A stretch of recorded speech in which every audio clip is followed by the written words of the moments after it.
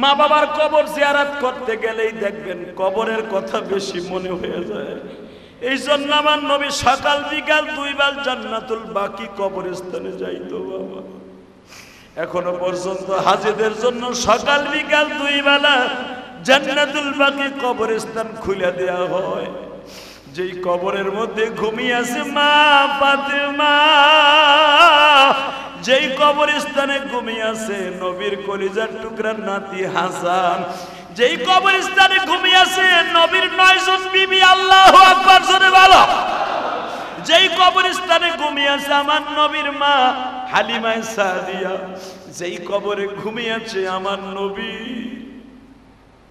কলিজার টুকরা বাবা জামাতা হযরত ওসমান গনি, যেই কবরে ঘুমিয়ে আছে ইমাম মালিক, এই কবরস্থান আমার নবী 2 বার যাইতেন, সকাল বিকাল 2 বার। কবরের কাছে যাইয়া বলতেন কবরওয়ালা রে তোমরা তো কত আরামে আছো, ফ্যামিলির টেনশন নাই, ছেলে মেয়ের টেনশন নাই, গাড়ি বাড়ি করার টেনশন নাই, বৃষ্টি বাদলা হইলেও কোনো অসুবিধা নাই, তোমরা তো চিন্তা মুক্ত হইয়া ঘুমায় রইছো, আমাদেরকে যারা রাইখা গেছো আমাদের কত টেনশন মাথায়। যদি আমি চাকরির ডিউটি ঠিক মতো না করি ওসি সাহেব বেজার হবে, ওসি সাহেব বাজে, এসপি সাহেব সার্কেল এসপি বেজার হবে, সার্কেল এসপি মনে মনে ভাবে ডিসি সাহেব বেজার হবে, অবাজান ডিসি সাহেব মনে মনে ভাবে প্রধান উপদেষ্টার একজন বেজার হবে। ডিউটির চিন্তা কত কাজের চিন্তা, আর কবরওয়ালাদের কোনো চিন্তা নাই, ভালো হোক আর খারাপ হোক তারা তো একটা চিন্তা লই এই কবরে পড়ে রয়েছে। আপনি বড় লোক মানুষ, আপনি আমারে নিয়ে যাবেন, যেই মালিক আমারে বেচতে আসছে এই মালিক আমার শখ করে কিনছিল, মালিকের সাথে আমার একটা শর্ত ছিল, আপনার সাথেও একটা শর্ত আছে, সারা দিন আপনার কাজ করব, রাত্রে ইশারের নামাজের পরে আপনি আমার আর কোনো কাজ দিতে পারবেন না, সারা রাত আমি আপনার দপ্তরে থাকবো না, আমি আর এক জায়গায় থাকবো, এর বিনিময়ে আমি আপনাকে প্রতিদিন একটা স্বর্ণ মুদ্রা দিব, ঈশা পর্যন্ত আপনার ডিউটি করব, ইশারের নামাজের পরে আমি আপনার বাসায় থাকতে পারবো না, কিন্তু বিনিময়ে আমি আপনাকে প্রতিদিন একটা করে স্বর্ণের টাকা দিব। একটু চিন্তা করে দেখেন তো, সে হলো গোলাম, পরের বাড়ি কাজ করে, রাত্রে মালিকের কাছ থেকে ছুটি নিবে, তার বিনিময়ে স্বর্ণের টাকা মালিকরে দিবে। আব্দুল ওয়াহেদ এটা চিন্তা একবারও করে না, গোলাম হইয়া রাত্রে ছুটি নেবে, বিনিময়ে স্বর্ণের টাকা দিবে, তাহলে ও স্বর্ণ দিয়া বাড়ি গাড়ি করে না কে? কথা কর না কে?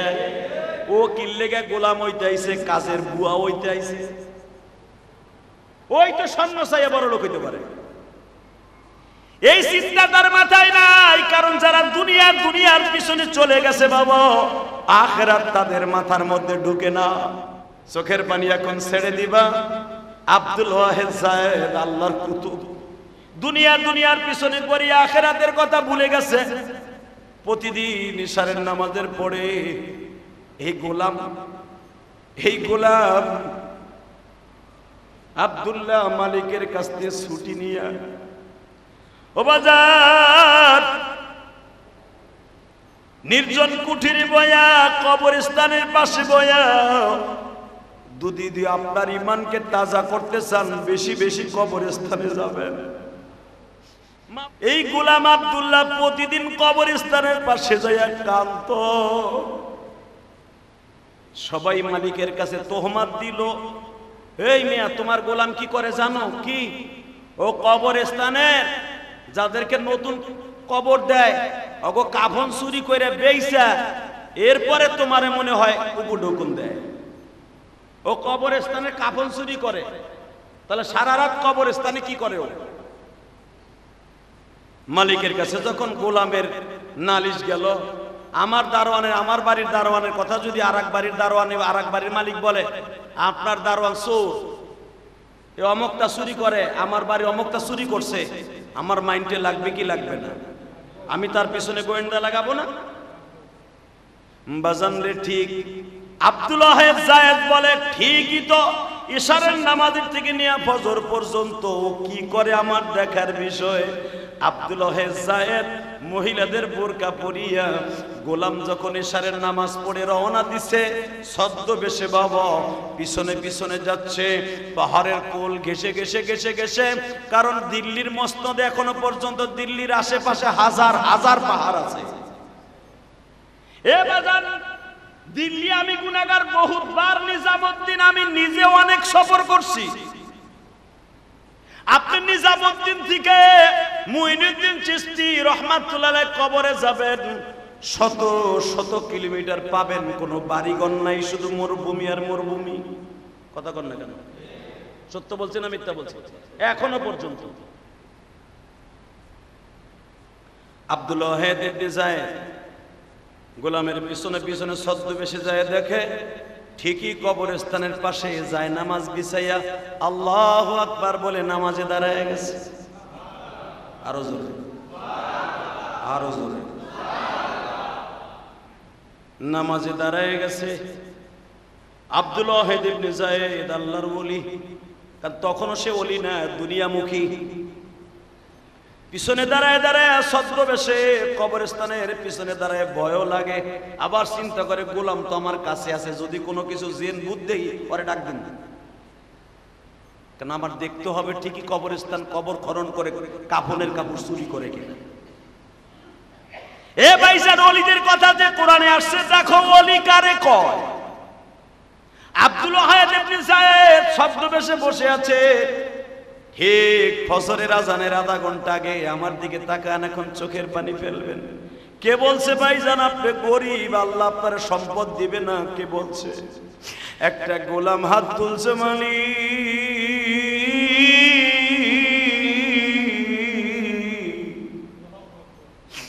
গরিব আমায় বানায়া জবিনে, গরিবের ঘরে জন্ম দিছো আমারে। গরিব তুমি বানাও, ধনীও তুমি বানাও হে। পেটের লাইগা চাকরি করি দুনিয়ায় মালিক, আল্লাহ তুমি আমার একজন মালিক,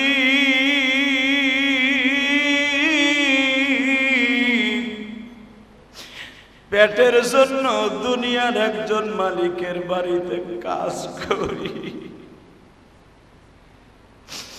যদি তুমি আমারে বড় লোক বানাইতা,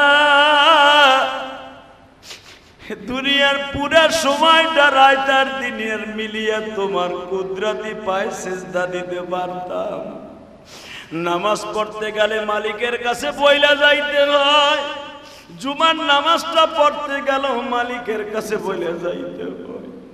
যদি আমারে গরিব বানাইতা, ধনী বানাইতা, কারো কাছে পড়া লাগতো না, যখন খুশি তখন যায় নামাজ বিছায়া নামাজে দাঁড়ায় যাইতে পারতাম। কিন্তু তোমারে সেজদা দেওয়ার জন্য আমার একটা কাজ করতে হয়। ইশারের পর থেকে ফজর পর্যন্ত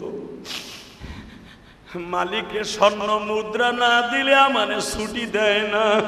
আমি স্বর্ণ মুদ্রা কই পামু? তুমি তো নবীদেরকে দিতা, ওলিদেরকে দিতা, আমার একটা স্বর্ণ মুদ্রা দাও, মালিকরে দিয়া তোমার একটু সেজদা দিতে পারি। যখন আব্দুল্লাহ যায়েদ দেখতাছে আমার গোলাম কি জানো চাইলো, মালিক তুমি আমার স্বর্ণে মুদ্রা দাও। আরে আমি কোন মানুষ দেখলাম না কবরস্থান থেকে আইয়া স্বর্ণের টাকা তার হাতে দিল। আহারে একটু পরে মোনাজাত শেষ হইতে না হইতেই দেখি হাতের মধ্যে স্বর্ণটা কে যেন দিয়ে চলিয়ে গেল। কোন মানুষ আমি দেখলাম না স্বর্ণের মুদ্রাটা হাতের মধ্যে লইয়া রওনা দিল, আমিও তার পিছনে পিছনে রওনা দিলাম গো। সকালবেলা যখন স্বর্ণের টাকাটা আমারে দিয়ে বল, মালিক এই যে নেন, আজকেও কিন্তু আবার যামু। আমি একটা টান দিয়ে বললাম, আব্দুল্লাহ রে, একটা সত্য কথা করে বাবা, তুই হাত তুইলা কোন মালিকের কাছ থেকে টাকা আনলি স্বর্ণের, আমার একটু বুঝাইয়া কও। গোলাম বলে, আপনি কেমনে জানলেন আমি মালিকের কাছ থেকে স্বর্ণ মুদ্রা আনি? বলে, আমি চোখ দিয়ে দেখছি, তোরে সবাই কাফন চোর কয়, কিন্তু বাবা তুই একটা কথা বল, কোন মালিকের সাথে তোর প্রেম আছে? আব্দুল্লাহ কান্দে আর কয়, মালিক রা, বাদশাহ জুরমে মারা তার গুজার। আল্লাহু আকবার জোরে বলো। মা গুনাহগারে মে তু আমর জেগা, तूने को का रिया महबत कर दाए, हम करीने नफ्स शैतान मंदाए। এইভাবে তুই কিভাবে কেঁদে কেঁদে কোন বাদশার কাছে যখন চাইলি, বাদশাহ জুরমে মারা দার গুজার, মা গুনাহগারে মে তু আমর জেগার। তুই কিভাবে বললি বাদশাহ জুরমে মারা দার গুজার? আল্লাহ তুমি আমার মালিক বাদশাহ, দুনিয়ার এই মালিকের কারণে তোমার ইবাদত ঠিক মতো করতে পারি না, তুই কারে মালিক মালিক বাদশাহ কইয়া ডাকলি? আব্দুল্লাহ বলে, ও মালিক, তুমি তো দুনিয়ার মালিক, আখিরাতের মালিক না। এই সারা দুনিয়ার মালিক যিনি, তার কাছে চাইছি, সে আমার টাকার ব্যবস্থা কইরা দিছে। আব্দুল্লাহ যায়েদ বলতাছে, তুই যেই মালিকের কাছে স্বর্ণের টাকা চাইলে স্বর্ণের টাকা পাস, আমি আর দুনিয়ার কোন মালিকের কাছে চাবো না।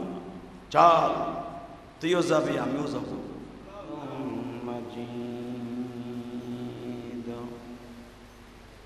اللهم صل على محمد وعلى آل محمد كما صليت على إبراهيم وعلى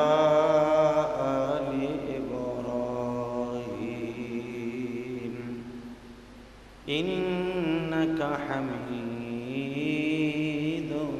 مجيد. نحمده ونستعينه ونستغفره ونؤمن به ونتوكل عليه ونعوذ بالله من شرور أنفسنا ومن سيئات أعمالنا. من يهده الله فلا مضل له ومن يضلله فلا هادي له. الذي أرسل رسوله بالهدى ودين الحق ليظهره على الدين كله وكفى بالله شهيدا.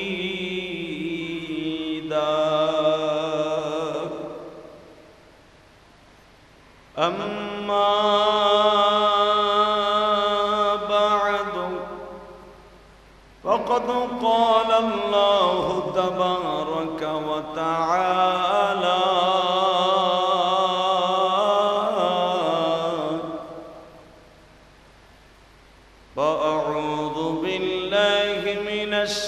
الشيطان الرجيم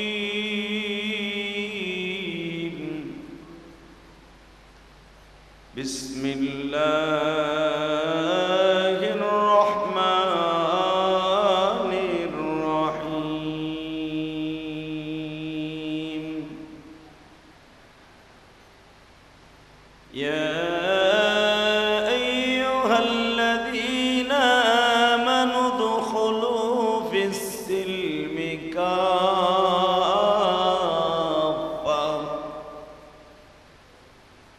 ولا تتبعوا خطوات الشيطان إنه لكم عدو مبين ألا إن أولياء الله لا خوف عليهم ولا هم يحزنون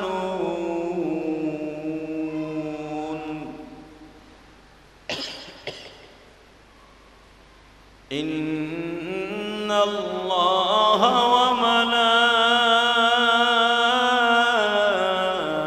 وملائكته يصلون على النبي يا أيها الذين آمنوا صلوا عليه وسلموا تسليما لا إله إلا الله لا إله إلا الله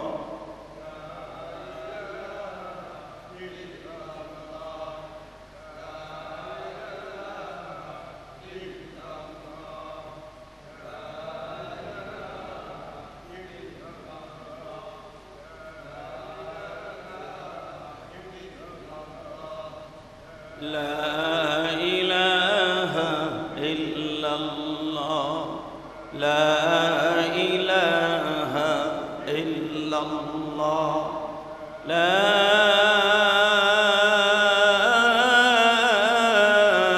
إله إلا الله محمد رسول الله صلى الله عليه وسلم الله الله الله الله الله الله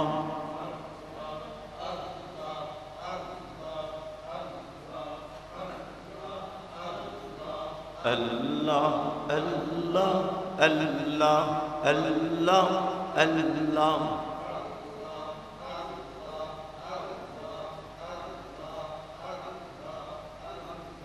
لا إله إلا الله محمد رسول الله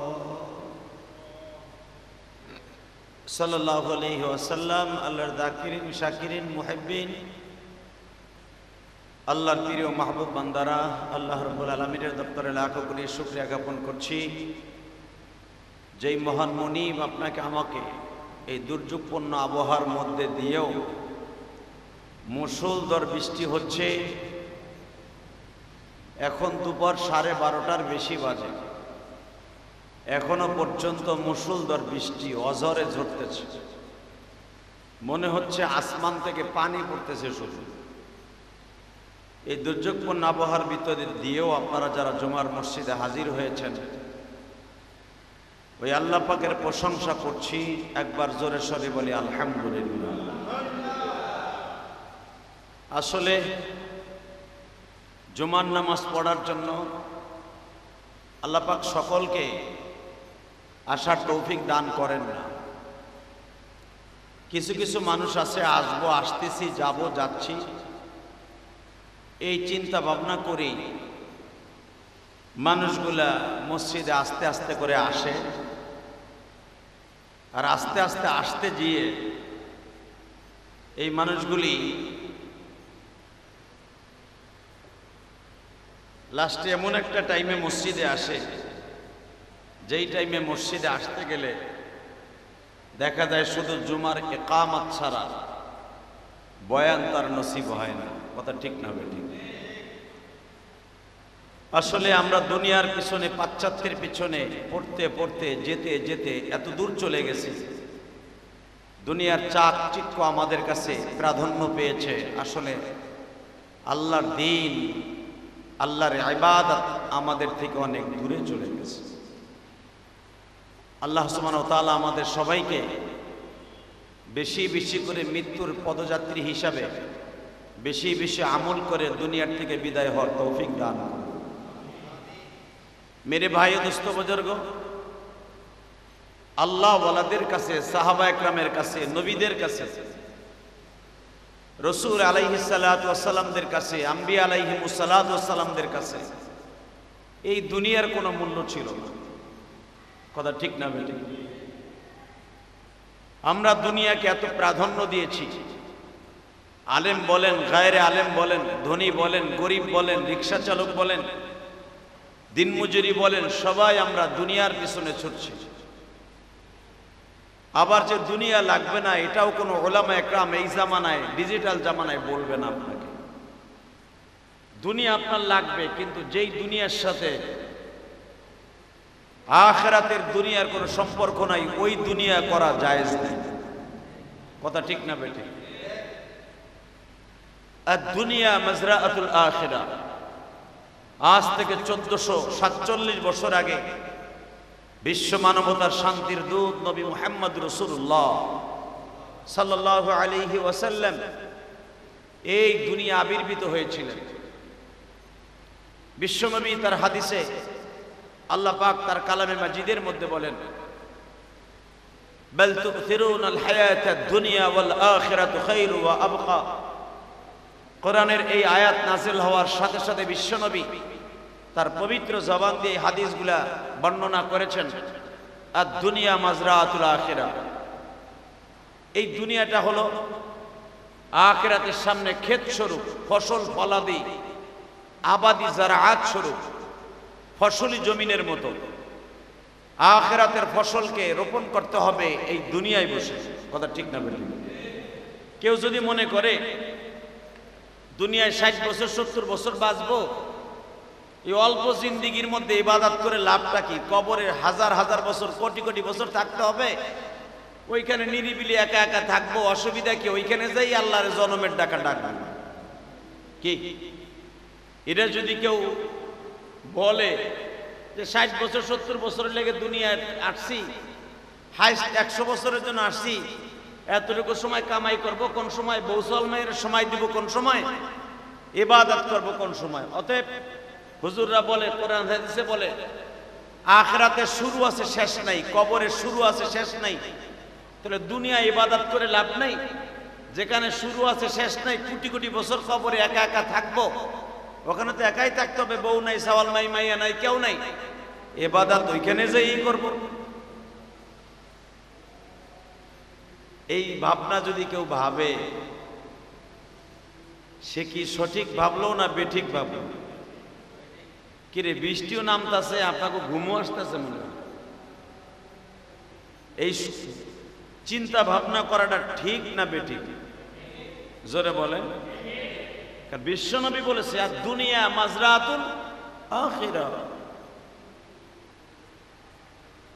দুনিয়ায় ফসল ফলাইবা, এই ফসল ঘরে তুলবা মৃত্যুর পরে, হিসাব নিকাশের পরে এই ফসল তুমি কবরে বইয়া জান্নাতে যেয়ে খাইবা।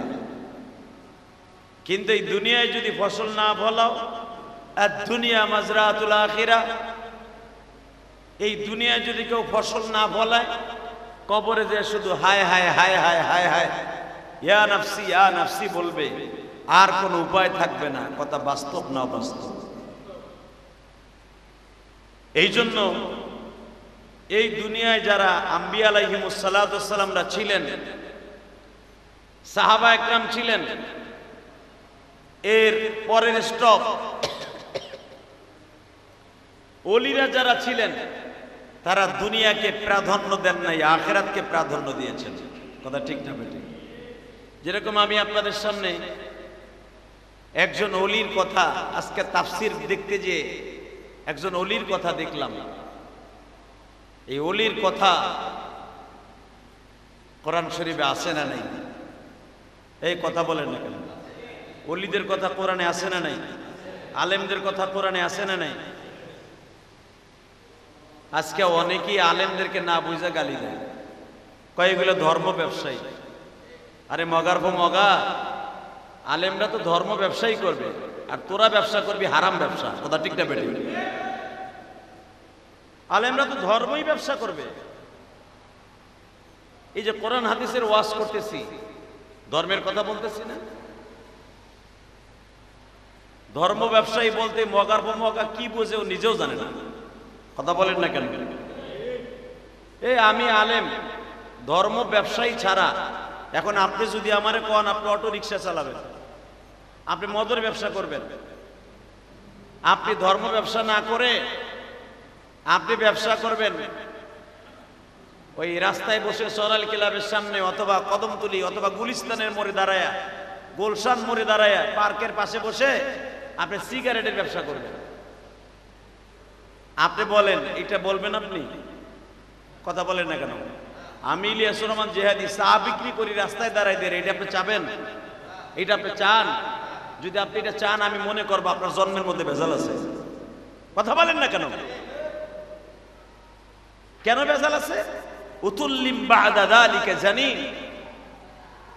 বিশ্বনবী বলে, যারা আমি নবীকে তিরস্কারমূলক কথা বলে, ইন্ডিকেট করে কথা বলে, হেকারাতান নজরে কথা বলে, অবশ্যই তার জন্মের মধ্যে ভেজাল আছে। ওই সূত্রে উলামা একরাম নবীদের ওয়ারিস, আলেম উলামাকে যারা ইন্ডিকেট করে কথা বলে, আলেম উলামাকে যারা অপমানমূলক কথা বলে, এরাও মনে করবেন এরাও মা বাবার পিতৃ পরিচয়হীন অবৈধ সন্তান। ভালো করে বুঝবেন। আবার দেখবেন হঠাৎ করে ইউটিউবে অসুই নাই আমারে শুরু করবে গালি, যে যারা আলেমদেরকে তিরস্কারমূলক কথা বলবে হেরাই অবৈধ সন্তান। হ্যাঁ, ফতোয়া নিয়ে আসেন। যদি কোনো আলেম ফতোয়া দিতে পারে যে আলেমদেরকে গালি দিলে, আলেমদেরকে তিরস্কার করলে, আলেমদেরকে বকা দিলে তার জন্মের মধ্যে ভেজাল নাই, এই শব্দটা যদি কেউ ইউজ করতে পারে, খতিবগিরি আর করব না।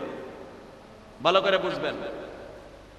বিশ্ব মানবতার শান্তির দূত নবী মুহাম্মদ রাসূলুল্লাহ সাল্লাল্লাহু আলাইহি সাল্লাম দুনিয়ার থেকে বিদায়ের সময় বলে গেছেন, আমি নবী আখিরি নবী। আমি নবী কি নবী? জোরে বলেন। আনা খাতামান নাবিয়্যিন লা নাবিয়্যা বা'দি। আমি শেষ নবী, আমার পরে আর কোনো নবী আসবে না। হ্যাঁ, আমার পরে আমার ওয়ারিস আসবে। জোরে বলেন আল্লাহু আকবার। আল উলামা ওয়ারাসাতুল আম্বিয়া, কথাটা কি আমার না আমার নবীর? কথা বলেন না কেন? নবী নিজে বলেছে আল উলামা ওয়ারাসাতুল আম্বিয়া। আমি নবীর পরের স্টপ, আমার পরের নবী, আমার পরে কোনো সাহাবী থাকবে না। একদিন 100 বছর পরে কোনো সাহাবী থাকবে না। তখন তাবে তাবি, তারা আলেম থাকবে, আর আলেমরা হলো আমি নবীর ওয়ারিস। আর কিয়ামত পর্যন্ত এই ওয়ারিসের সংখ্যা থেকে যাবে। আমার দাওরায়ে হাদিসের সনদ বিশ্ব নবী পর্যন্ত চলে গেছে। আলহামদুলিল্লাহ বলতে পারলেন না? কারণ আমি যার কাছে পড়েছি, তিনি তার কাছে যে পরে আরেকজনের কাছে পড়েছেন, উনি আরেকজনের কাছে পড়েছেন, উনি আরেক মুহাদ্দিসের কাছে পড়েছেন, উনি আরেক মুহাদ্দিসের কাছে পড়েছেন। এরকম পড়তে পড়তে পড়তে আব্দুল্লাহ ইবনে মুবারক পর্যন্ত গিয়েছেন। আব্দুল্লাহ ইবনে মুবারক থেকে নিয়ে হাসান বসরি থেকে চলে গেছেন। হাসান বসরির উস্তাদ হযরত আলী রাদিয়াল্লাহু তাআলা হয়ে গেছে। আলী রাদিয়াল্লাহু তাআলার উস্তাদ আমার বিশ্বনবী হয়ে গেছে। আপনি কি মনে করলেন?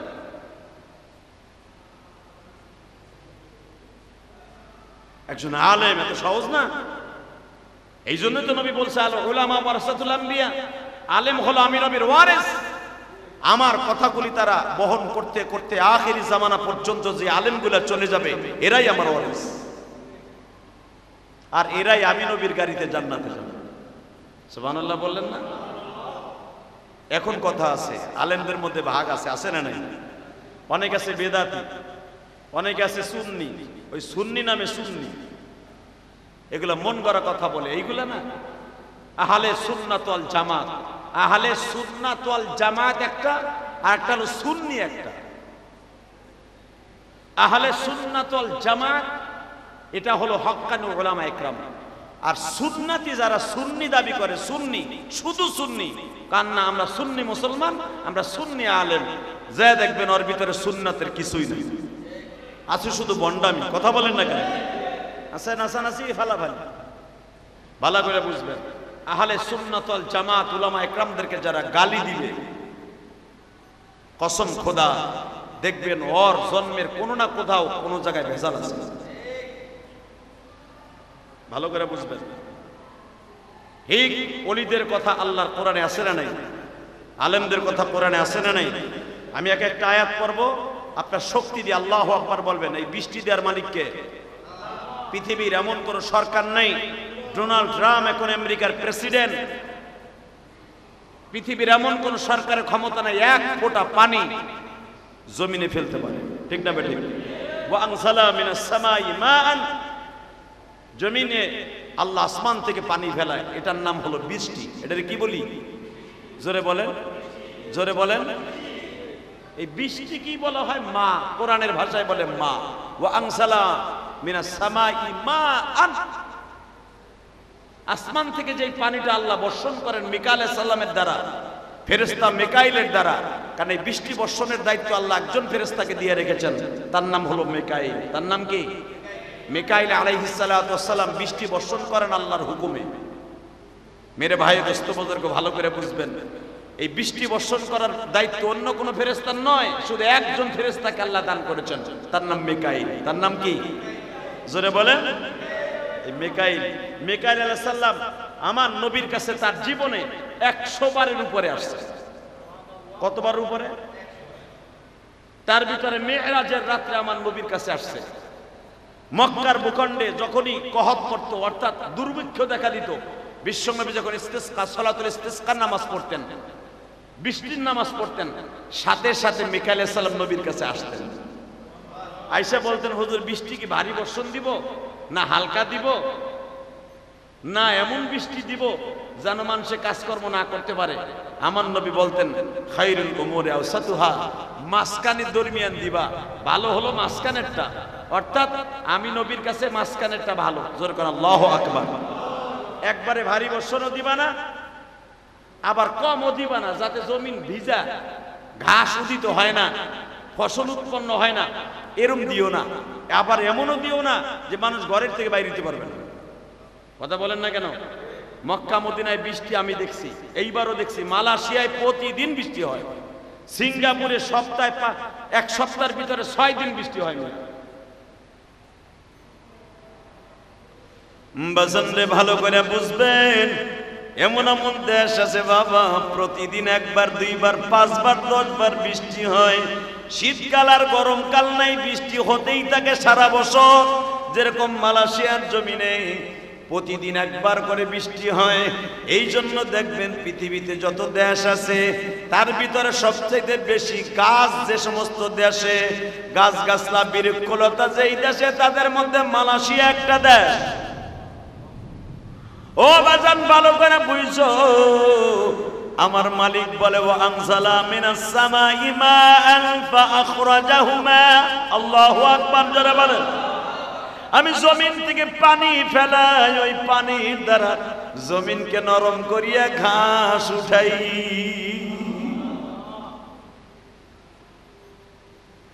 বাজান ভালো করে বুঝবেন, নবী যতদিন ছিলেন মিকাইল আইসা জিজ্ঞেস করতেন, বৃষ্টি কোন কোয়ালিটির দিব?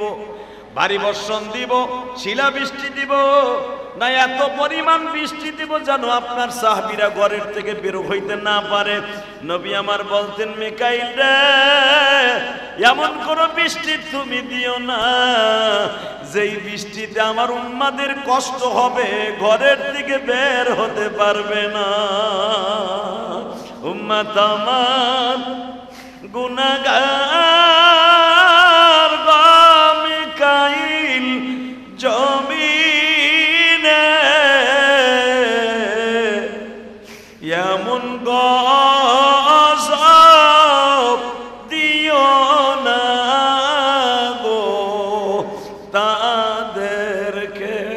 আল্লাহু আকবার জোরে বলা যায় না? ভাইজান মনে রাখবেন, বিশ্বনবী বারবার বলতে যে সাহাবীরা রে, দিনের বেলায় বৃষ্টি হওয়া এটা রহমত নয়, রাতের বেলা বৃষ্টি হওয়া হলো রহমত। জোরে কর আল্লাহু আকবার। রাতের বেলা এই কথা কর না কেন? রাতের বেলা বৃষ্টি হওয়া আর দিনের বেলা গজব। দিনের বেলা কি?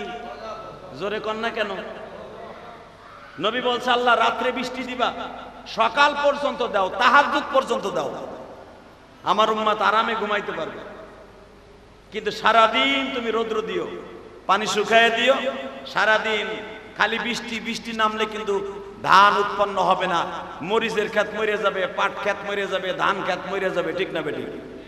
এই জন্য রাত্রে বৃষ্টি দেবা, দিনের বেলা রৌদ্র দিবে, এমন ঠাডা ভাঙ্গা রৌদ্র দিবা, পানি শুকায়া জমিনের ভিতরে শুকনা শুকনা ভাব হবে, ভিতরের থেকে নতুন নতুন ঘাস উৎপন্ন হবে।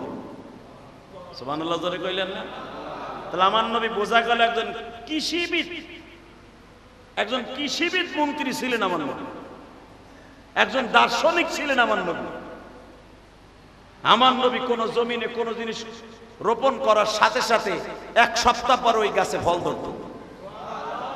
সুবহানাল্লাহ খাওয়ানোর পরে যে কই, আমি আবার বলছি, আমার নবী কোন জিনিস জমিনে একটা জিনিস রোপণ করলে, লাগাইলে ওই এক রাতের ভিতরে ফল ধরত, এক মাস পরে ফল ধরত, একদিন পরে ফল ধরত, এক সপ্তাহ পরে ফল ধরত, এক মাস পরে ফল ধরত, এক বছর পরে ফল ধরত, এক ঘন্টার ভিতরে ফল ধরত। কি মনে করলেন? পৃথিবীর এমন কোন সাংবাদিক আসেনি যে হেরা গাছ লাগাইলে এক মাস পরে খেজুর গাছে খেজুর ধরবো? তাহলে আমার নবী সাংবাদিক হয় কেমন? এই দুনিয়ার অপদার্থ সত্য মিথ্যা প্রবাহক যারা, এদেরকে বলা হয় দুনিয়ার সাংবাদিক। এরা হলো পাশ্চাত্যের পিছনে বসে সত্য মিথ্যা বলে এই দুনিয়াটাকে নষ্ট করে, একটা মানুষের জীবনকে ধ্বংস করে। এরকম সাংবাদিক আছে না নাই? এরকম ইউটিউবার আছে না নাই? এদের সাথে যদি বিশ্বনবীকে তুলনা করা হয়, বোকার শহরে বাস করা ছাড়া, মূর্খতার ছাড়া, বর্বরতার ছাড়া, এলেমহীন ছাড়া আপনাকে কেউ জ্ঞানী বলবে না। আপনি যত বড়ই মুফতি দাবি করেন, মুহাদ্দিস দাবি করেন, আপনার মূর্খর বাপ ছাড়া, আবাল ছাড়া, আবুল ছাড়া, বলদের বহু বচন হলো আবাল, বলদ, আবুল, আবুল ছাড়া আপনারা কেউ কিছু কথা বলেন না কেন? যাকে আল্লাহ দুনিয়ায় প্রেরণ করার সময় এইভাবে আখ্যায়িত করেছেন, ওয়ামা আরসালনাকা ইল্লা রাহমাতাল লিল আলামিন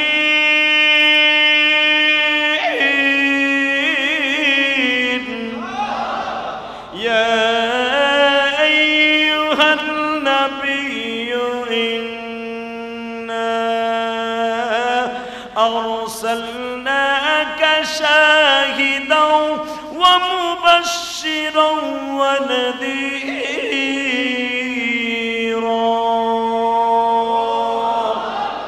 ওয়া দা'iয়ান ইলাল্লাহ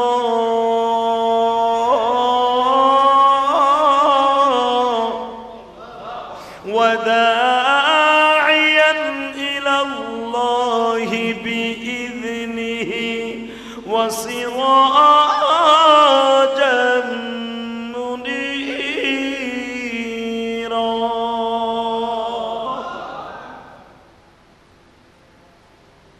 আল্লাহ রাব্বুল আলামিন তার প্রিয় হাবিবকে কত সুন্দর বলে ডাক দিছে, নবী বলে ডাক দিছে। নবী শব্দের অর্থ, আবিধানিক শব্দের অর্থ হলো সংবাদ প্রবাহক, সংবাদ পৌঁছানে ওয়ালা। এই সংবাদ মানে কি? দুনিয়ার কোন সংবাদ? মা ইয়ানতিকু আনিল হাওয়া ইন হুয়া ইল্লা ওয়াহয়ু ইউহা। আল্লাহর পক্ষ থেকে কোন সংবাদ না আসলে নবী কোনদিন সাংবাদিকের মতো সংবাদ প্রচার করতেন না। জোরে কোন সুবহানাল্লাহ। দুনিয়ার কোন সাংবাদিকের কাছ থেকে আপনি একটু পর্যবেক্ষণ করে বলেন, তাহকিক করে বলেন, দুনিয়ার কোন সংবাদ কোন দুনিয়ার সাংবাদিকের কাছে, এই অবৈধ সাংবাদিকের কাছে আল্লাহর পক্ষ থেকে কোন সংবাদ আসছে? করে কোন দুনিয়ার কোন সাংবাদিকের কাছে যেরকম আল্লাহর পক্ষ থেকে সাংবাদিক আসে না, তাহলে বোঝা গেল আল্লাহর পক্ষ থেকে যার কাছে সংবাদ আসে ওই সাংবাদিক, ওই সংবাদ প্রবাহক, সংবাদ প্রণেতা, সংবাদ পৌঁছানেওয়ালা, ওনার সাথে দুনিয়ার কোন সংবাদদের কেউ তুলনা করলে ডাইরেক্ট শিরক হয়ে যাবে। আর ইন্নাশ শিরকা লা যুলমুন আযীম, দুনিয়ার সবচাইতে বড় গুনাহের নাম হলো শিরক করা। বিশ্বনবীর সাথে দুনিয়ার কারো তুলনা করা, এটা হলো শিরকের কাজ গো বাবা। বিশ্বনবীর শানের খেলাফে কেউ কথা বললে এটা সবচাইতে যেরকম বড় গুনাহ। বিশ্বনবীর চরিত্র নিয়ে কেউ কথা বললে ঈমান হারাবার যেরকম একটা মাসলা রসুল চলে আসে, বিশ্বনবীর যদি কেউ নিজের থেকে মন গড়া বলিয়া ফেলে, দুনিয়ার সাংবাদিকের মতো সাংবাদিক অবশ্যই যে যদি যাই না শুনে বলে থাকে তার ঈমান চলে গেছে, কোনো সন্দেহ নেই। আর এরে যারা তাহকিক ছাড়া, এরে যারা সাচ্চা করার জন্য যত বড়ই আলেম হও, যত বড়ই জ্ঞানী হও, এই জ্ঞান পাপীরে আর এক জ্ঞান পাপী তারে সলেহ করার জন্য, ভালো করার জন্য আর একজন যারা ফতোয়া দিবে, এইটারও ঈমানের মধ্যে দুর্বল আছে। কথা কন না কেন? তারে না শুধরাই আরো বরঞ্চ তারে ধুমা দেয়। বাংলাদেশে এরকম কিছু আছে না নেই? আল্লাহ এদের হেদায়েত নসিব করে, জোরে কানা আমিন। আর জোরে কানা আমিন। ভালো করে বুঝবেন গো বাবা, নবীরা তো দূরের কথা, দুনিয়ার কোন সাহাবীদের সংবাদও দুনিয়ার কোন সাংবাদিকের সাথে তুলনা হবে না। কথা কন না কেন? যাদের সাথে আল্লাহর সম্পর্ক হয়ে গেছে, দুনিয়ায় যত ওলি আছে, তাবি আছে, তাদের সাথেও বর্তমান যুগের সাংবাদিকের তুলনা হবে না। বিশ্বনবী তো পরের কথা বেটা। ভালো করে বুঝছেন গো বাবা, মুক্তাজাহাত বলে বুঝে শুনে কথা বলতে হবে। কার সামনে কি কথা বললে ঈমান চলে যাবে, এটা বুঝে শুনে ফতোয়া দিতে হবে। পৃথিবীতে একজন মাত্র মানুষ আছে যার চরিত্রের গ্যারান্টি কে দিছে? জোরে বলেন, আরো জোরে। দুনিয়ার কোন নবীদের সাংবাদিকতা আর এই দুনিয়ার কোন নবীদের, এই দুনিয়ার কোন সাংবাদিকতা এক না। যেরকম আমি আপনাদেরকে একজন ওলির কথা বলি গো বাবা, দুনিয়ায় বসিয়া চোখটা বন্ধ করলেই রব্বে কারিমের কাছ থেকে কিছু আনতে পারতেন। যেরকম সুবহানাল্লাহ। ভারতবর্ষের ভিতর একজন ওলি ছিল, নাম ছিল তার নিজামউদ্দিন আউলিয়া। কি নাম? এই বাড়ি যে কই জোরে জোরে কমন যায় না? নাম কি? নিজামউদ্দিন আউলিয়ার কবর আমার মনে হয় 25 বারের উপরে আমি গুনাহগার জিয়ারত করছি। ইলিয়াস রহমাতুল্লাহ আলাইহির কবর থেকে মাত্র কয়েকশো গজ দূরে হলো নিজামউদ্দিন কবর। আল্লামা জাকারিয়া সাহেব রহমাতুল্লাহ আলাইহি তার কিতাবের মধ্যে সুন্দর একটা ঘটনা লিখছে বাবা। ওলিদেরকে আল্লাহ কিছু কিছু পাওয়ার দিছে। আলা ইন্না আউলিয়া আল্লাহ লা খাউফুন আলাইহিম ওয়া লা হুম ইয়াহজানুন।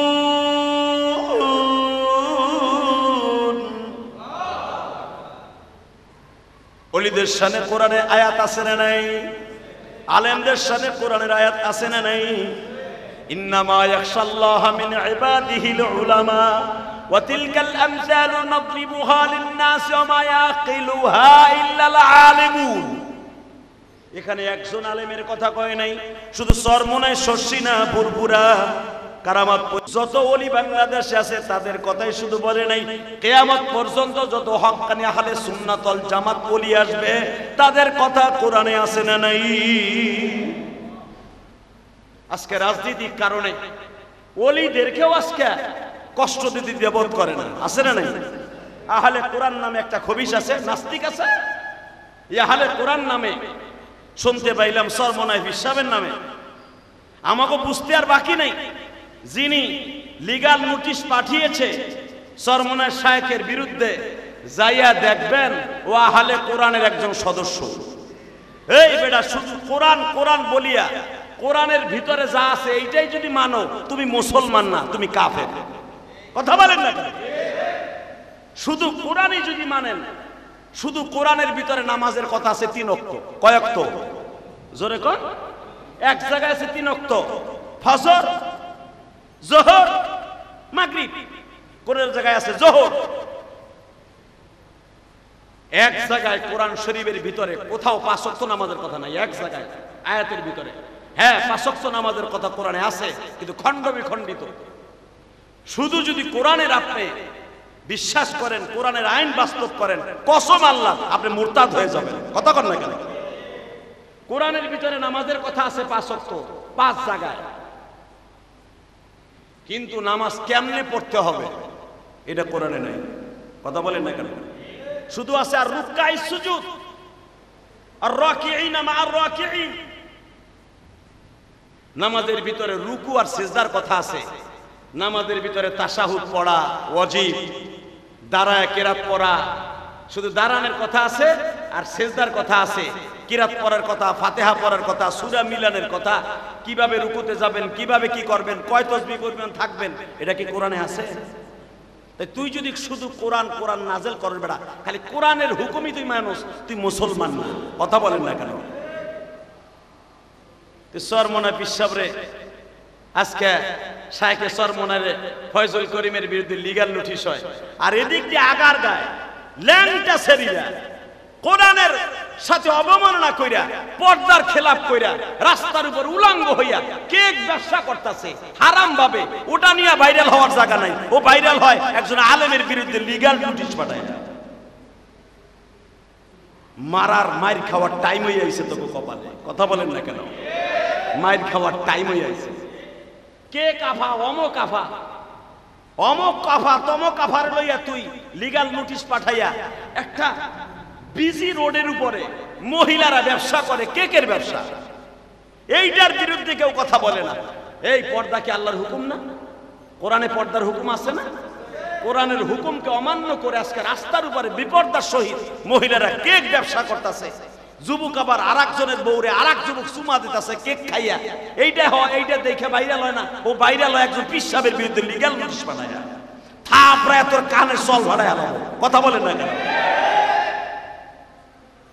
বদমাইশ তুই ভাবিস না বাংলার জমিন এখন উলামা একরাম কথা বলতে পারে না। আলেম উলামা এখনো পর্যন্ত টেবুল থাপড়ায় কথা বলার যোগ্যতা আল্লাহ তাদেরকে দান করেছে। সরমনা পিসাব কোথায় বলেছে কোরআনের বিরুদ্ধে, কোরআন অবমাননা করছে? যার দাদা ছিলেন এই দেশের কোরআনের ধারক বাহক, যার বাপ ছিলেন ধারক বাহক, যার গোটা জিন্দিগিটা সরমনের গোষ্ঠীর পুরা জিন্দিগিটা, শায়েখে সরমনাইদের জিন্দিগিটাই চলে গেছে কোরআনের পক্ষে, হাদিসের পক্ষে, আহলে সুন্নাত ওয়াল জামাতের পক্ষে, রাজপথে লড়াকু সৈনিক হিসাবে। এ সরমনার পিসাব, আমি সরমনার মুরিদ না বেড়া। আমি সরমনার পক্ষে কেন কথা কই? একমাত্র কথা কই, সরমনা একটা হক তরিকা, আহলে সুন্নাত ওয়াল জামাতের অন্তর্ভুক্ত। তারা ভণ্ড না। আমি জীবনে সরমনায় যাই, আমার জীবনে একবার সরমনায় গেছি। এই বেটা ভালো করে বুঝিস, সরমনায় পিসাবদের কাছে গেলে দিলের খোরাক হয় বেটা, দিলের খোরাক হয়। যেগুলো ভণ্ড মাছ ভান্ডারি, ফাঁস ভান্ডারি, ওই যে ওইখানে যে বাইরে লাইতে পারস না, লিগ্যাল নোটিশ পাঠাইতে পারস না, যেখানে যাইয়া সেমরিরা, মহিলারা, পুরুষরা একসাথে নাচানাচি করে।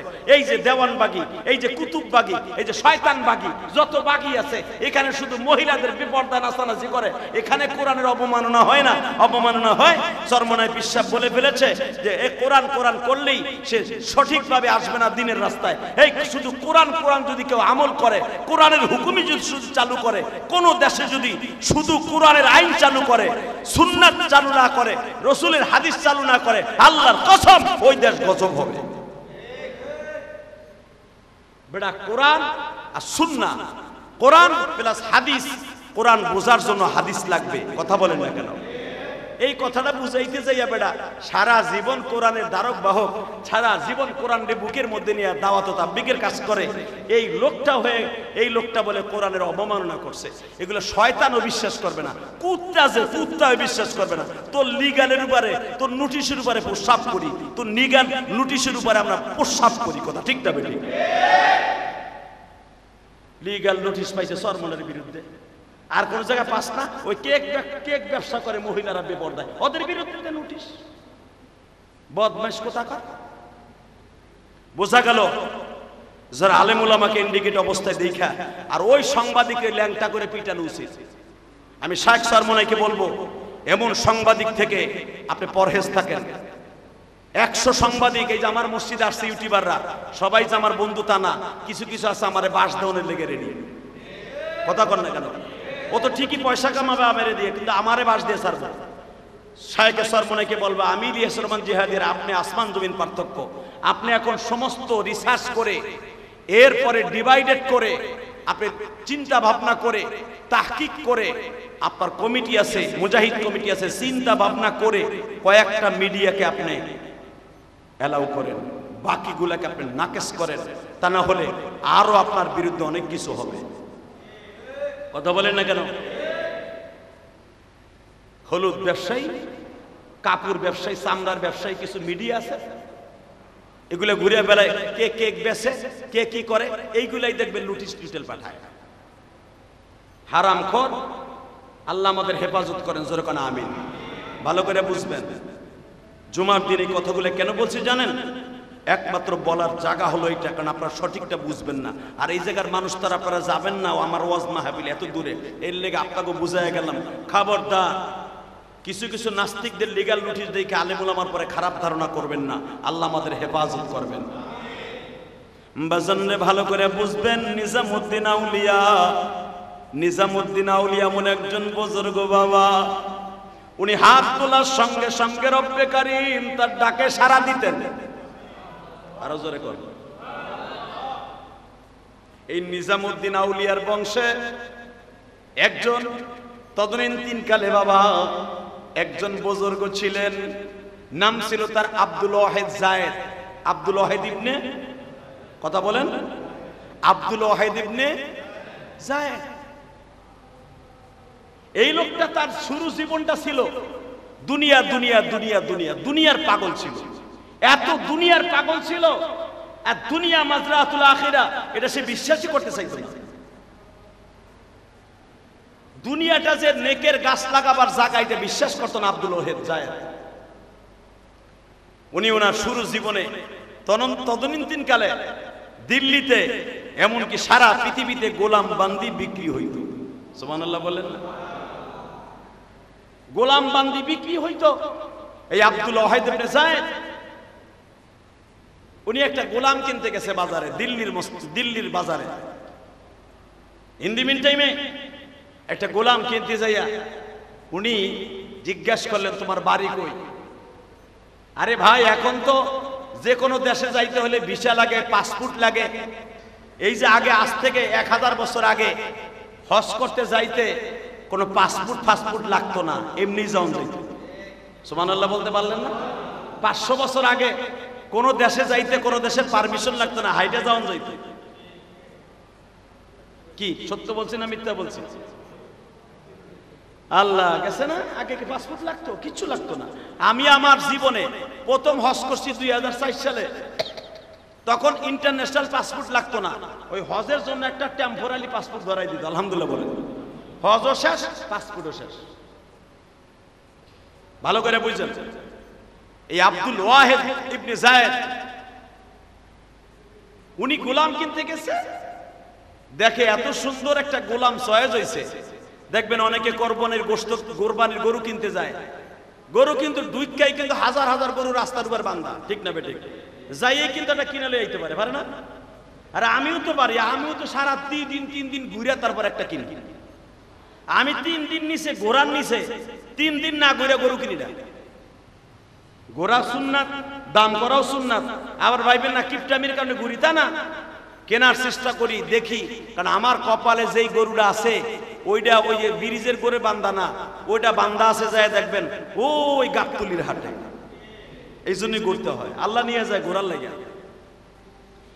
তো আব্দুল ওয়াহেদ ইবনে যায়েদ আল্লাহর ওলি, তদরিন কালে উনি তখন ওলি ছিলেন না, উনি ছিলেন দুনিয়াদার একজন মানুষ, বড় ব্যবসায়ী। উনি দুনিয়া যে আখিরাতের ব্যবসায় একটা জায়গা, এটা বিশ্বাস করতেন না। তো গোলাম কিনতে যাই এমন এক গোলাম চয়েস করছে, দাম চড়া, কিন্তু গোলামের শর্ত দিয়ে দিছে। সুবহানাল্লাহ বলেন না, আরো জোরে। গরু কিনতে যাই কোরবানির, বিয়ার গরুর, মুসলমানের গরু, সারা রাত সারা দিন গাবতলির হাটে 10 জন মানুষ ঘুরে গরু একটা চয়েস করছে, দামে বনে, গরুতে বনে না। গরুতে বনলে দামে বনে না, কথা ঠিক না বেঠিক? ঠিক আব্দুল ওয়াহেদ যায়েদ 1 সপ্তাহ ঘুরে গোলাম একটা চয়েস করছে, দেখতে সুন্দর, দেখতেও ভালো, কারণ এমন গোলাম তারা কিন্তু না যেই গোলাম আইয়ে 1 সপ্তাহের ভিতরে চুরি কইরা মালিকের সব লয়ে জায়গা। কোন বাড়ির দারোয়ান যদি মালিকের জিনিস চুরি কইরা দেশে জায়গা, ও কোনোদিন শান্তি হইব?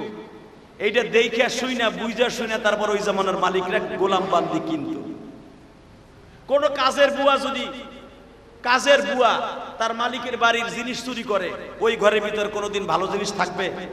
থাকবে না। তো এইগুলা যাচাই বাছাই করে। কিন্তু আব্দুল ওয়াহেদ 1 সপ্তাহ ঘুরে গোলাম একটা চয়েস করছে, দাম কত? দামেও বনে, চেহারাও সুন্দর, উসালাম্বাও সেরকম, কাজও করতে পারবে ধাক্কাইয়া। কিন্তু গোলাম একটা শর্ত লাগাই দিছে, আপনি আমার চয়েস করছেন, ঠিক আছে, আপনি বড় লোক মানুষ, আপনি আমারে নিয়ে যাবেন, যেই মালিক আমারে বেচতে আসছে, এই মালিক আমার শখ করে কিনছিল, মালিকের সাথে আমার একটা শর্ত ছিল, আপনার সাথেও একটা শর্ত আছে, সারাদিন আপনার কাজ করব, রাত্রে ইশারের নামাজের পরে আপনি আমার আর কোনো কাজ দিতে পারবেন না, সারা রাত আমি আপনার দপ্তরে থাকবো না, আমি আর এক জায়গায় থাকবো, এর বিনিময়ে আমি আপনাকে প্রতিদিন একটা স্বর্ণ মুদ্রা দিব। সুবহানাল্লাহ বাইতে যে কই, বৃষ্টি তলে আরো বেশি করে নাম। আমি আবার বলছি, আমি দিনের বেলা আপনার কাজ করব, বলেন বলেন, রাতের বেলা ইশারের নামাজের পরে আপনি আমার আর পাবেন না। ঈশা পর্যন্ত আপনার ডিউটি করব, ইশারের নামাজের পরে আমি আপনার বাসায় থাকতে পারবো না, কিন্তু বিনিময়ে আমি আপনাকে প্রতিদিন একটা করে স্বর্ণের টাকা দিব। একটু চিন্তা করে দেখেন তো, সে হলো গোলাম, পরের বাড়ি কাজ করে, রাত্রে মালিকের কাছ থেকে ছুটি নিবে, তার বিনিময়ে স্বর্ণের টাকা মালিকরে দিবে। আব্দুল ওয়াহেদ এটা চিন্তা একবারও করে না, গোলাম হইয়া রাত্রে ছুটি নেবে, বিনিময়ে স্বর্ণের টাকা দিবে, তাহলে ও স্বর্ণ দিয়া বাড়ি গাড়ি করে না কে?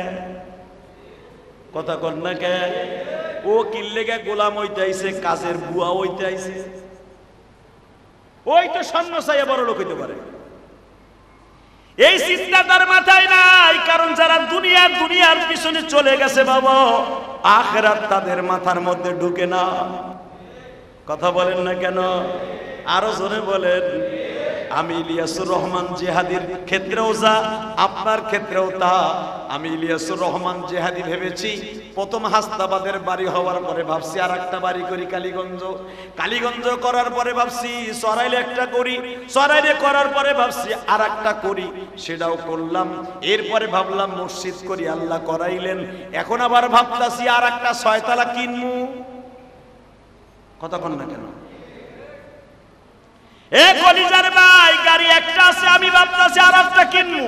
আপনাকে কথা আমি কই না, আমার কথা আমি কই, কারণ আপনারা তো আল্লাহর ওলি, আপনারা সবাই চান গরিব হন, আর আমি চাই ধনী হই। কারণ আপনাকে কথা কইতে গেলে আপনি তো একটু পরে মসজিদের বাইরে আমার বদনাম আগে কইবেন, তা উনিও অস্তর উনরত বাড়ি গাড়ি, এর লেগে আমার ডাকে কইলাম।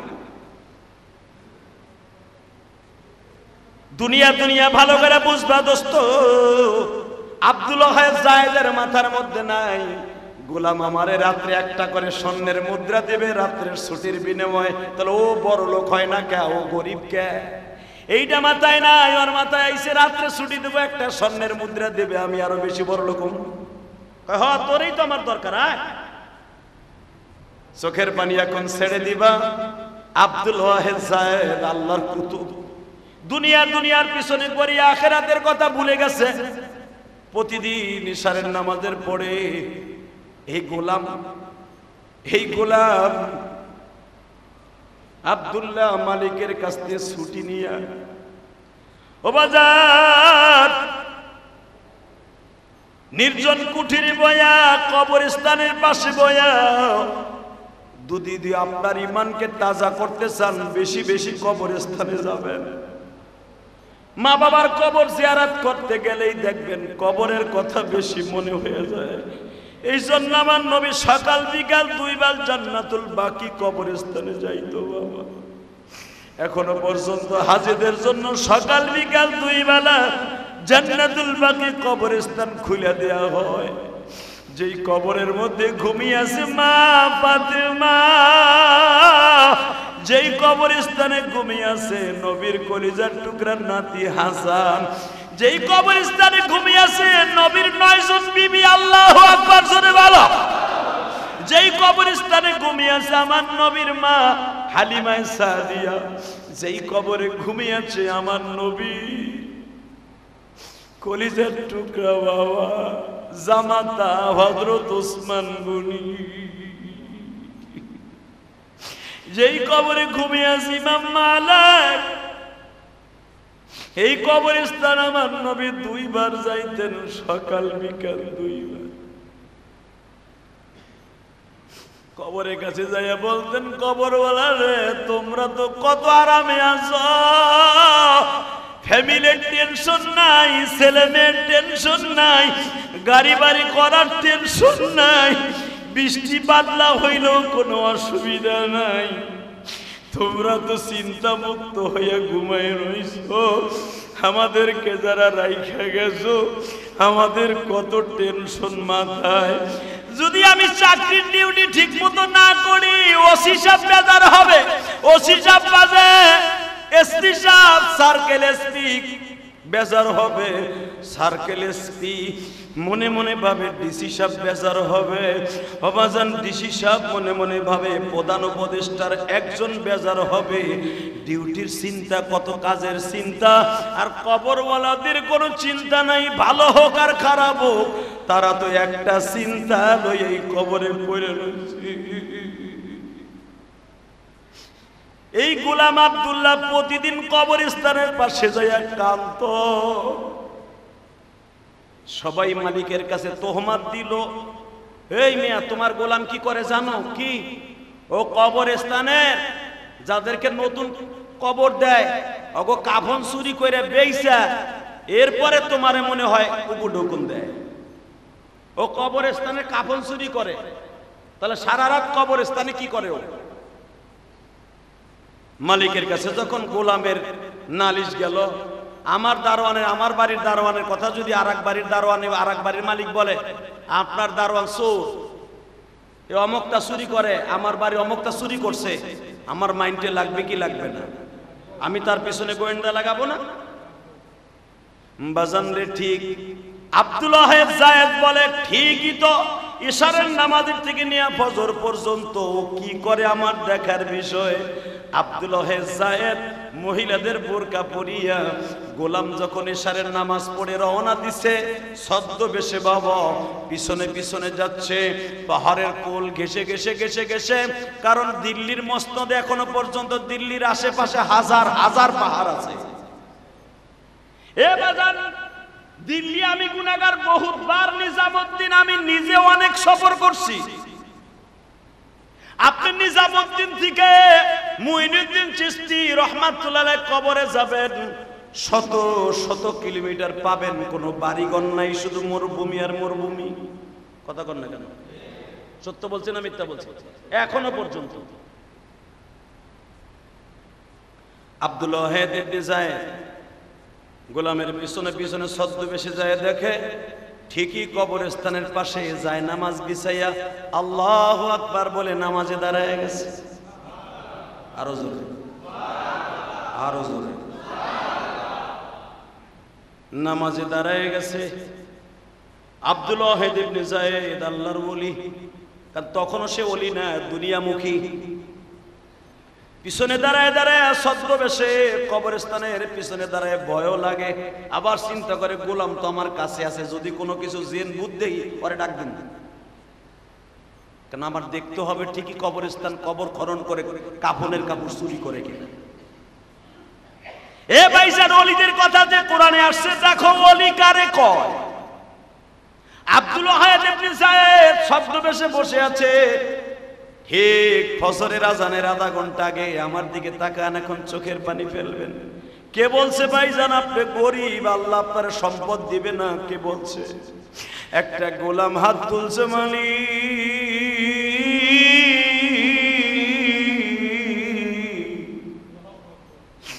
গরিব আমায় বানায়া জবিনে, গরিবের ঘরে জন্ম দিছো আমারে। গরিব তুমি বানাও, ধনীও তুমি বানাও হে।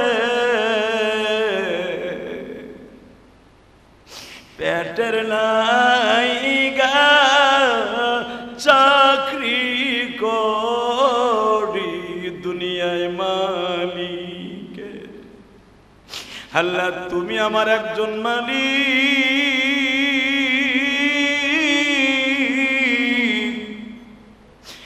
পেটের জন্য দুনিয়ার একজন মালিকের বাড়িতে কাজ করি।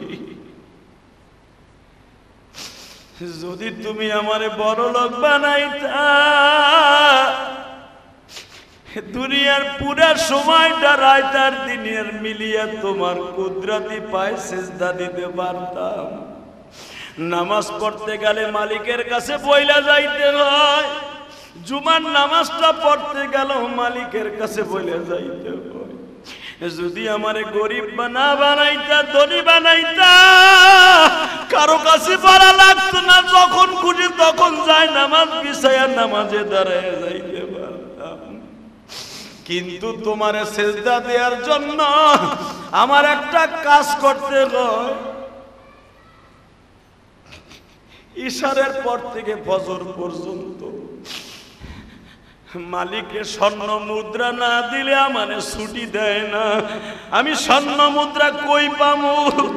তুমি তো নবীদেরকে দিতা, ওলিদেরকে দিতা, আমার একটা স্বর্ণ মুদ্রা দাও, মালিকরে দিয়া তোমার একটু সেজদা দিতে পারি।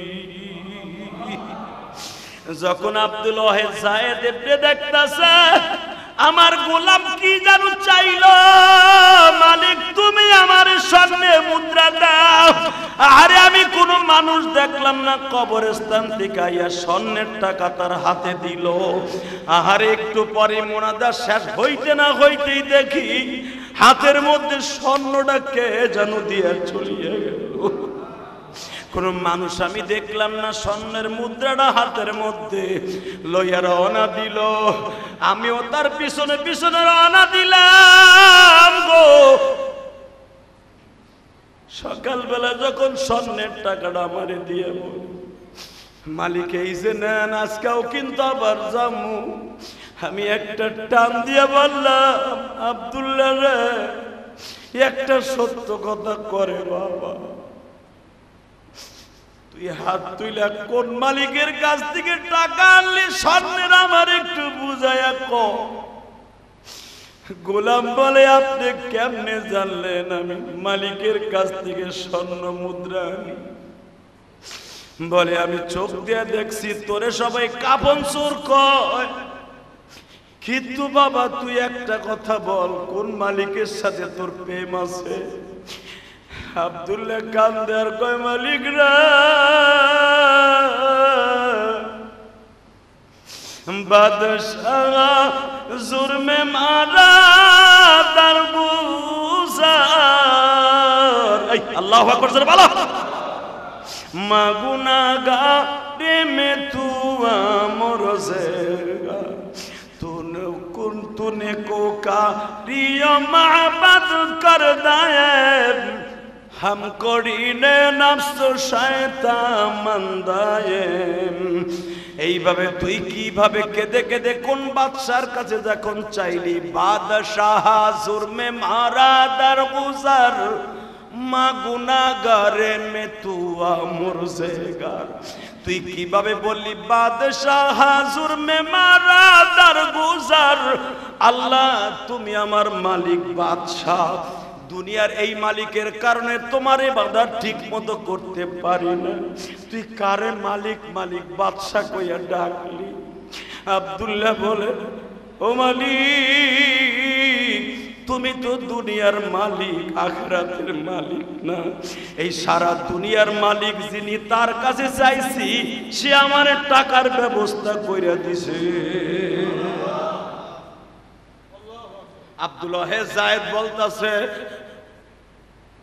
তুই যেই মালিকের কাছে স্বর্ণের টাকা চাইলে স্বর্ণের টাকা পাস আমি আর দুনিয়ার কোন মালিকের কাছে চাবো না চল তুইও যাবি আমিও যাব আল্লাহু আকবার জোরে বলেন এই আব্দুল ওয়াহেদ আর নিজামউদ্দিন আউলিয়ার কবর পাশাপাশি মিয়া এই চোখ দিয়ে দেখে আসো এই আব্দুল ওয়াহেদ ইবনে যায়েদ চোখের পানি ছেড়ে দিয়া কামদার বলে মালিক রে এতদিন দুনিয়ার পিছনে পড়ছি তোমার পিছনে সময় লাগালে তো সবই পাইতাম একজন গোলাম হয়ে যদি স্বর্ণের টাকা পাইতে পারে আমি মালিক হয়ে কেন পাবো না সব শেষ করে দিয়া চলে গেলেন জায়নামাজ নিয়ে গোলামের পিছনে আজকে আব্দুল ওয়াহেদ যায়েদের নাম সারা দুনিয়ায় আছে ওলিদের মধ্যে দেখবেন তাসকিরাতুল আউলিয়ার মধ্যে যত আল্লাহর ওয়ালাদের ঘটনা আছে তার ভিতরে আব্দুল ওয়াহিদ ইবনে যায়েদের নাম উল্লেখযোগ্য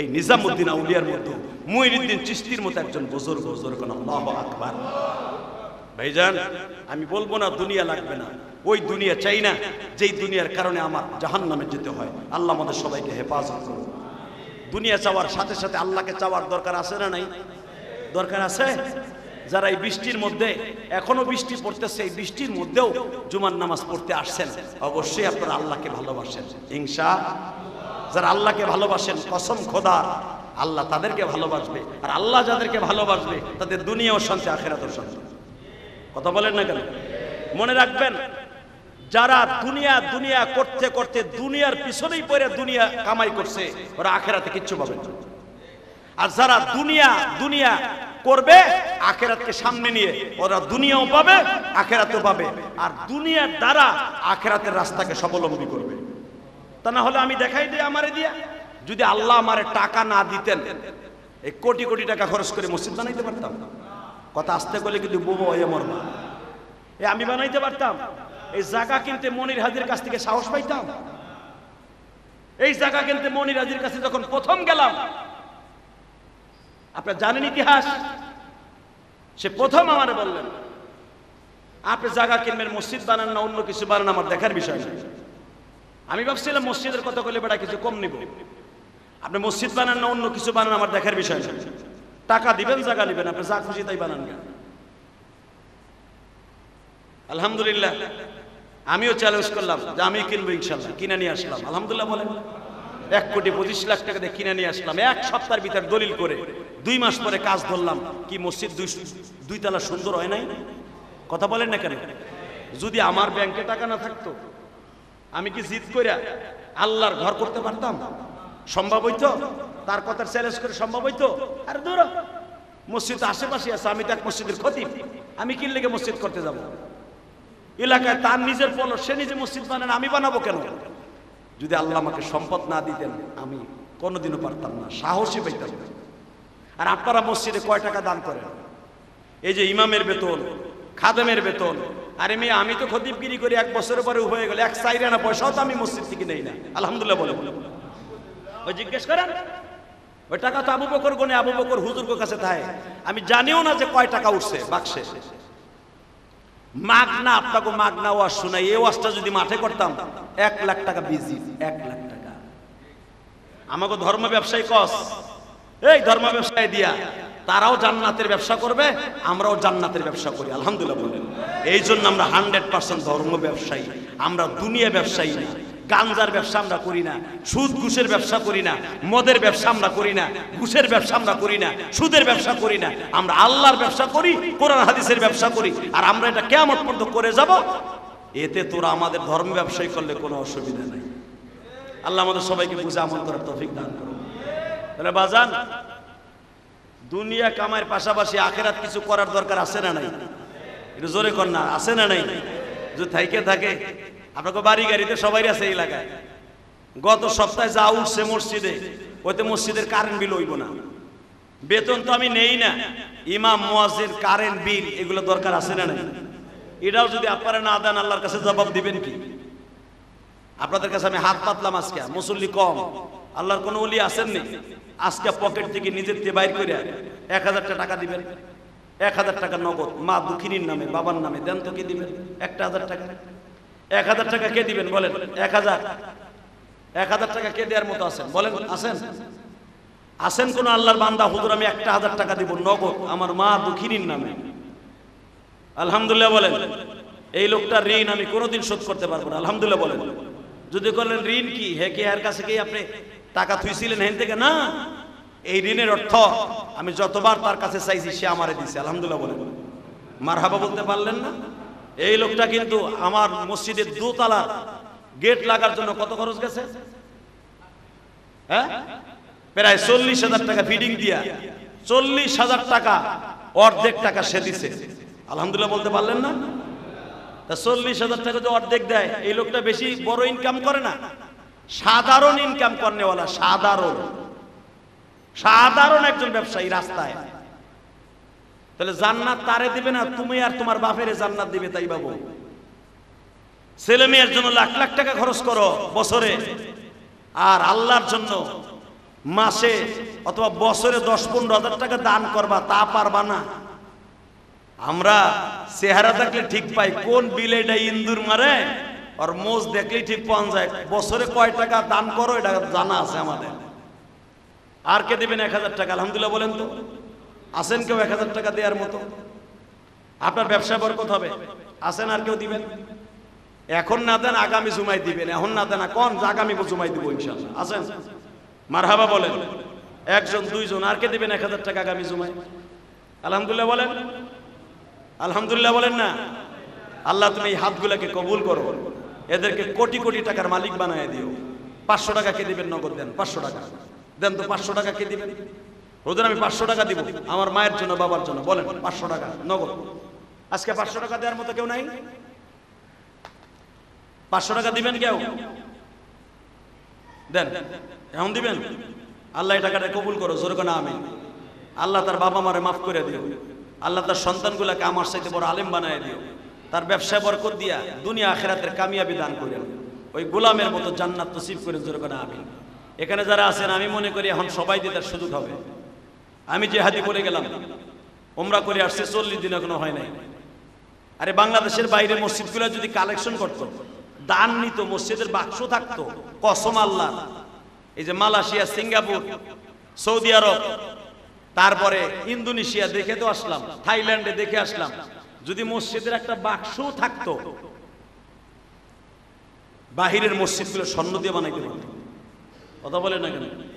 হ্যাঁ, বাক্স ইদানিং আমি দেখছি সিঙ্গাপুরে যেরকম ভাবে গেলান গেলান গেলান গেলান, এটা সিঙ্গাপুরের একটা ঐতিহ্যবাহী শহর, অনেক ধনী শহর। গেলান গেলান গেলান এবং মোস্তফা সিটি দেখলাম মসজিদের সামনে গিলাস দিয়া মসজিদের বাক্স বানায় রাখছে। আমি জিজ্ঞেস করলাম, কেউ এটাও কি ফকিন্নি দেশ হয়ে গেল?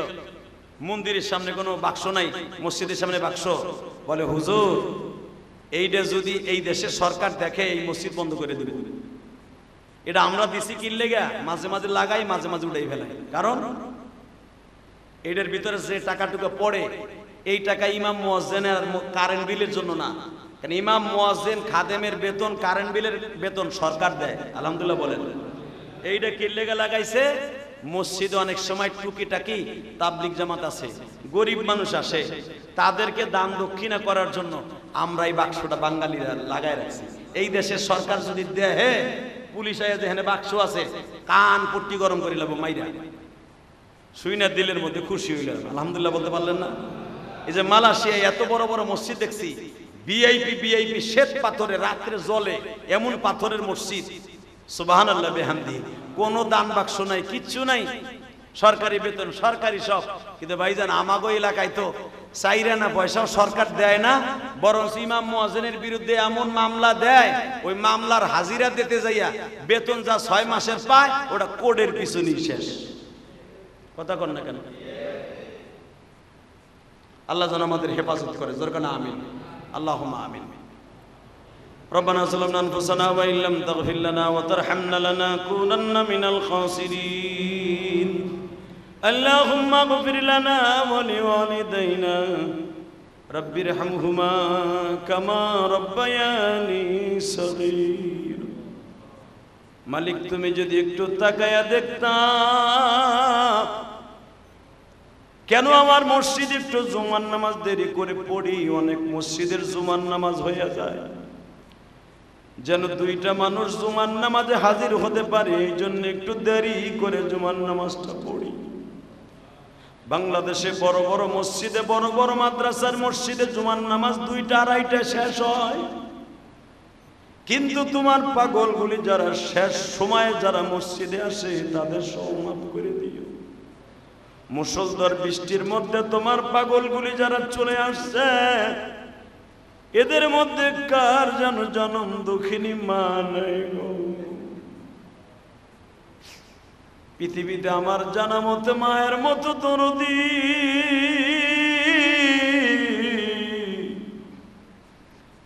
বাবার মতো দরদি এই জগতে নেই। প্রবাসী ভাইদেরকে দেখছি সন্তান ছেলে মেয়েকে সুখে রাখার জন্য একটা পামরুটি হাতে নিছে, একটা জবা অর্থাৎ টক দই হাতে নিছে, খাইতে যাবে ইন দি মিন টাইমে বসে ডাক দিছে, তোর কি খাওয়া হয় নাই? পামরুটিটা আর দইটারে ফেলায় দিয়া কাজে লাইগা যায়, দেরি হইলে অফিসাররা মাজার উপরে লাথি মারে, মা তুইলা বকা দে। দৌড়ে দাঁড়ায়া দাঁড়ায়া দেখতাম আর ভাবতাম মালিক এই কষ্টগুলা যদি প্রবাসীর স্ত্রী পুত্ররা দেখতো জীবনে প্রবাসীর টাকাটা খারাপ ভাবে নষ্ট করতো না। আল্লাহ সন্তানদেরকে সুখে রাখার জন্য বাবা কত কষ্ট করে, মা কত কষ্ট করে, পরের বাসায় কাম করে আমার সন্তান বড় বানায়, সেই সন্তান একদিন মা বাবারে কষ্ট দেয়। আজকে আমার একজনে ফেসবুকে দেখাইল ময়মনসিংহ 30 সালে মা বাবার কাছে জুয়ার টাকা চাইছে, জুয়ার টাকা না দেওয়ার কারণে মা বাবারে খুন কইরা ঘরের মধ্যে পুইতা রাখছে।